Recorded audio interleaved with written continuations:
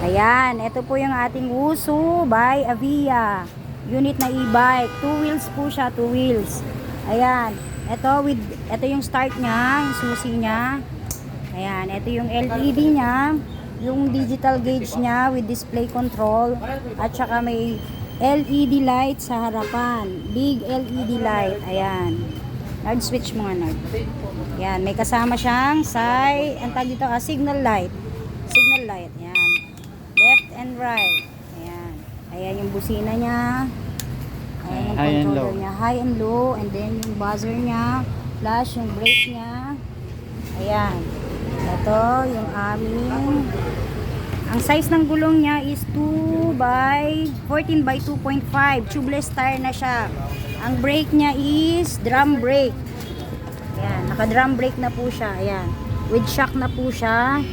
And then with basket, ito yung basket niya. Open. Ayan, yung LED niya. Ito yung charger niya. Kasama. Ayan. Ayan, with charger. Tsaka yung cable niya. Then, ito yung pinakang footrest niya. Folding. Ayan, footrest. Ito yung sabitan ng pwede kayong namili. Dito pwede kayong maglagay ng cellphone. Ayan, very wide siya. Andito yung battery niya sa loob. 4 pieces na battery dyan sa loob. And then, yung upuan niya is soft na siya. Ayan, malambot. And then, pati sa angkas niya. Ito yung kanyang sandalan. Then, ito yung shock niya. Rear shock niya. Rear shock. With ano siya, with pedal assist siya, pwede mo siyang i-pedal pag nag-lowbat ka. Ayan yung shock niya, dalawa sa likod. And then, dito sa ilalim niya, ito yung pinaka center stand niya. With wheels na rin siya. Dito sa ilalim, dito yung rear lock. Dito pala. Ito, rear lock. Nandito yung rear lock. May susi din po siya. Yan. Ito yung ilaw niya sa likod, nagagalaw po talaga siya. Kahit masagi siya, okay lang.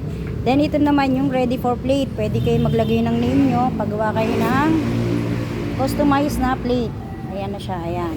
With side stand na rin siya. Ayan. Side stand.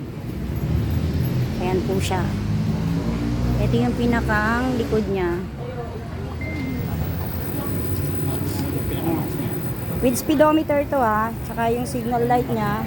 LED. Then yung pinakang rest foot ito, ayan, yung folding footrest na folding. Then yung shock niya sa likod, sa harapan ito, yung pinakang side niya. Ayan. Ang capacity load nito is 150 kilos. Yan, pwede kayong sumakay kahit medyo malaki-laking tao. 150 kilos na siya. Then ang charging hour niya is 6 to 8 hours. Full load. Ayan.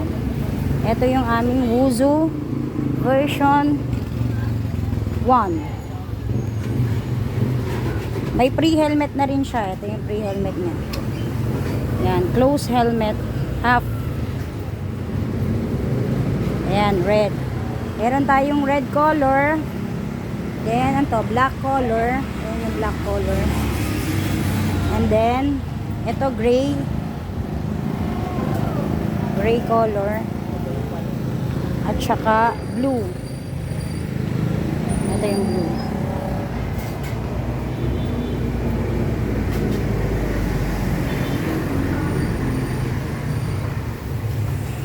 Ito yung black red.